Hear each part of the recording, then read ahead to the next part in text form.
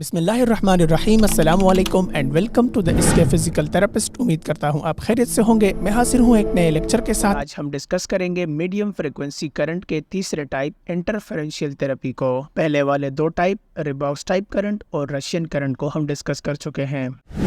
इंटरफेरेंशियल therapy के concept को एक ऑस्ट्रियन साइंटिस्ट हु निमिक ने इंट्रोड्यूस कराया था और इसी वजह से इंटरफेरेंशियल करंट को निमिक्स करंट्स भी कहा जाता है।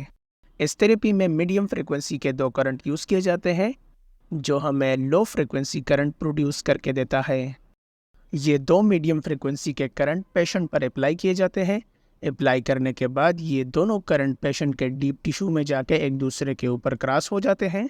क्रॉस ओवर होने के बाद ये एक दूसरे के इफेक्ट को कैंसिल आउट करते हैं और रिजल्ट में जो हमारा डिज़ायर करंट होता है, जो लो फ्रीक्वेंसी का करंट होता है, वो हमें मिल जाता है। Basic principles of इंटरफेरेंशियल therapy. इंटरफेरेंशियल therapy depend करता है उस इंटरफेरेंशियल इफेक्ट के ऊपर जो कि दो मीडियम फ्रीक्वेंसी के करंट पेशेंट के अंदर एक दूसरे को क्रॉस करते हैं और इससे जो इफेक्ट आता है उस इफेक्ट पर ये इंटरफेरेंशियल थेरेपी डिपेंड करती है। और जो इंटरफेरेंस टिश्यूज़ के अंदर इन दोनों करंट्स के आपस में टकराने से प्रोड्यूस होता है उसे बीट फ्रीक्वेंसी कहते हैं। Types of electrodes. अब बात करते हैं कि इंटरफेरेंशियल थेरेपी में कौन से इलेक्ट्रोड यूज़ किए जाते हैं।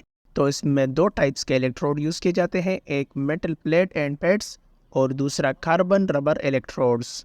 ये मेटल इलेक्ट्रोड होता है विद वाटर सॉफ्ट स्पंजेस जिसके थ्रू इंटरफेरेंशियल करंट को अप्लाई किया जाता है। कार्बन रबर इलेक्ट्रोड्स, इसमें इंटरफेरेंशियल करंट को कार्बन रबर इलेक्ट्रोड के साथ कंडक्टिंग जेल लगा के अप्लाई किया जाता है। इसके बाद अब आते हैं मेथड्स ऑफ ट्रीटमेंट की तरफ।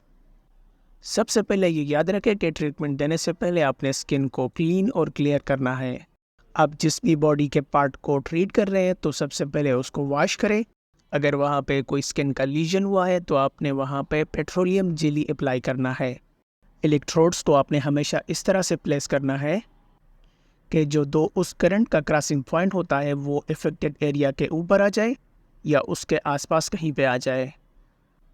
और डिफरेंट कंडीशंस को देखते हुए स्वेटेबल फ्रीक्वेंसी का करंट दिया जाता है।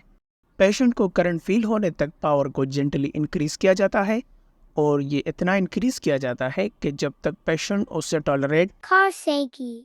ट्रीटमेंट के बाद इंटेंसिटी को एडजस्ट करके मिनिमम पर लाया जाता है।